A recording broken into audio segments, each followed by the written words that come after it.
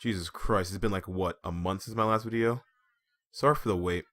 I was just holding back until I got this new pop filter. Hopefully now the audio should sound a little bit clearer and cleaner. Anyway, on to the video.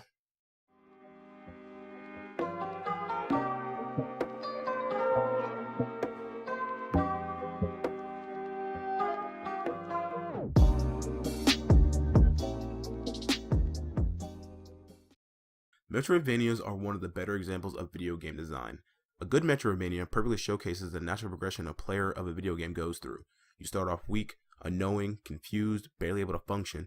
The enemies at the start of the game will kick your ass. Your damage overall is low, and there are areas you can't progress through either through lack of equipment or lack of skill to beat the enemy in your way. Metroidvanias at their very core show players improvement far more tangibly besides just raw skill. As your equipment and repertoire grows, you're gifted with new abilities to go along with it. The ledge that was slightly too high before, you can use your new double jump ability you got from killing a certain boss to reach it now. Your character has trouble traversing water, now you can dive underwater after beating the water boss demon. This enemy that took multiple swings at the start of the game to beat and killed you over and over, well now with your new upgraded gear and a single swing of your new upgraded weapon, you can kill it in one hit. More so than any other genre of game, Metroidvanias let you feel your progression far more tangibly, rather than just statistically. The genre did taper off around the late 2000s and early 2010s, but as of recently, the indie scene has been more than willing to pick up the slack, with games such as Ori the Blind Forest, Guacamelee, Hollow Knight, and soon, Bloodstained. Which hopefully won't turn out to be another Mighty Number 9. Please don't be another Mighty Number 9. I already paid for Bloodstained. Please don't be another Mighty Number 9. Ugh. I bring all this up because Metroidvanias are another game genre that I absolutely adore. One of my first truly completed video games I ever tackled was Metroid Fusion way back in 2004. Metroid Fusion was the first game I ever got 100% on. It was also one of the first games I ever speedran. Sure, only got it on like 3 hours, but for 10-year-old me, that was impressive. Also, I'm feeling really old right after saying that. 2004 was 14 years ago now.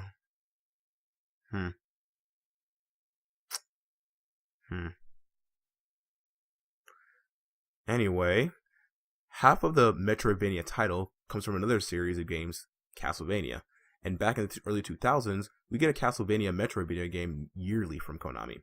From 2001 to 2008, only 2004 didn't have a Castlevania Metroidvania game, though Metroidvania fans had Metroid Fusion to tide them over until then. When I wanted an RPG-like game with interesting mechanics, exploration, rewarding me for remembering the layout of the map, general backtracking, I could always go back to the Castlevania games for a fun time. Which is a shame because as of 2010, there hasn't even been a single Castlevania Metroidvania game made by Konami. 2008 if you wanted to count single-player ones only.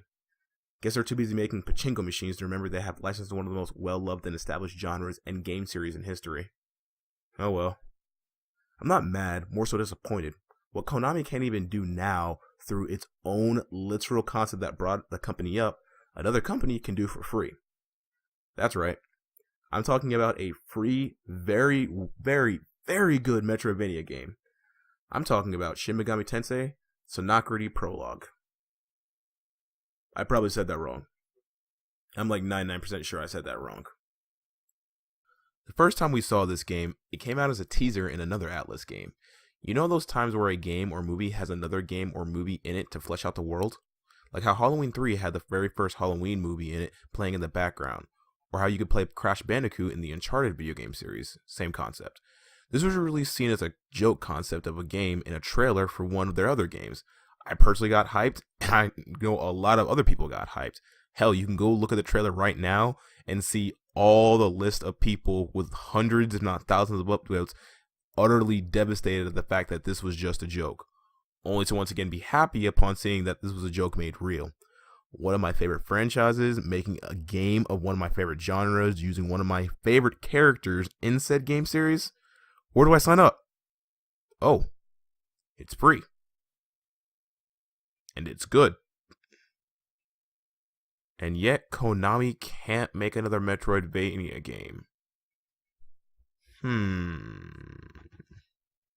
Moving on past my rage over Konami's inability to make video games, let's talk about the game that's actually on hand here. So Prologue, without spoiling the story, takes place as a prologue to the game Shin Megami Tensei Strange Journey. You take control of a character known as Jack Frost, a rather playful snowman-like demon. Like all Metroidvanias, your attacks and even means of getting around the map are clearly limited at the start. You have access to a rapid-fire short-range icicle attack and a charged attack that freezes your opponents in place but makes it so they take half damage from all attacks. It isn't long until you get your ally, a wizard-like pumpkin demon named Pyro Jack. Where Jack Frost has control over ice, Pyro Jack has the power over fire, as well as an entirely different movement pattern. Pyro Jack has a medium speed split 3-way fire attack, or you can charge and aim to shoot a massive hard-hitting fireball that can hit your opponent multiple times depending on their size. For those of you who played Castlevania Portrait of Ruin, the mechanics the two share are similar to the switching that happens in that game between Jonathan and Charlotte.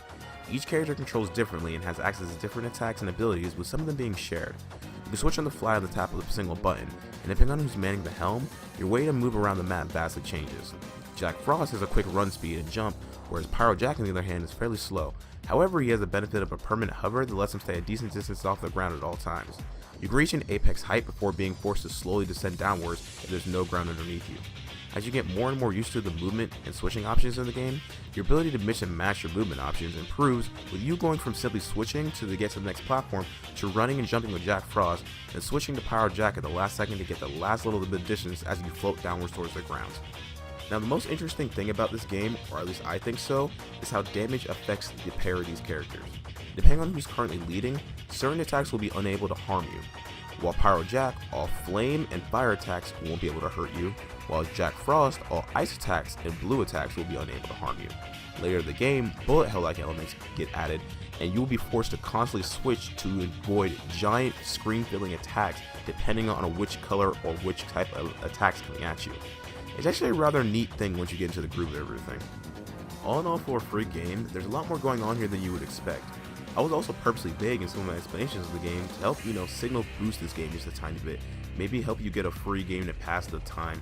If you have a couple hours to spend and you just want a nice, enjoyable Metroidvania game, since, Konami forgot that they can make Metroidvania games, hashtag fuck Konami, give this game a try. I'll link both the game itself and the English patch in the description below. Final notes, I guess hashtag fuck Konami. Forever bitter.